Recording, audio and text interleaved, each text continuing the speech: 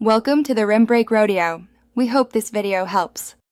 In this video, I will compare GoPro's linear versus wide versus SuperView field of view settings.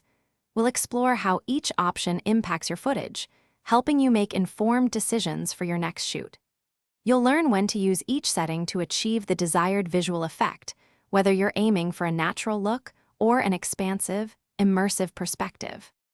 Linear field of view is designed to eliminate the barrel distortion often seen with wide-angle lenses. It delivers a more natural, rectilinear image, making straight lines appear straight.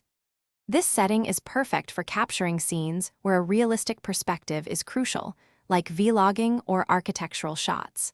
It provides a field of view of about 90 degrees, offering a clean, undistorted look. Wide field of view is arguably the most iconic GoPro setting, offering a broad perspective that captures a significant portion of your surroundings. While it introduces a slight fisheye effect, it's less pronounced than SuperView.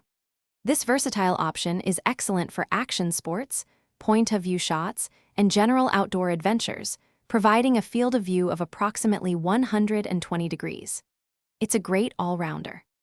SuperView delivers the most immersive and expansive perspective, making you feel truly present in the action. It achieves this by taking a 4x3 sensor capture and dynamically stretching it to fit a 16:9 video frame. This ultra-wide field of view, often over 150 degrees, is fantastic for capturing vast landscapes, intense action sports, and creating a powerful sense of speed and scale. Thanks for watching. Consider subscribing if we helped you.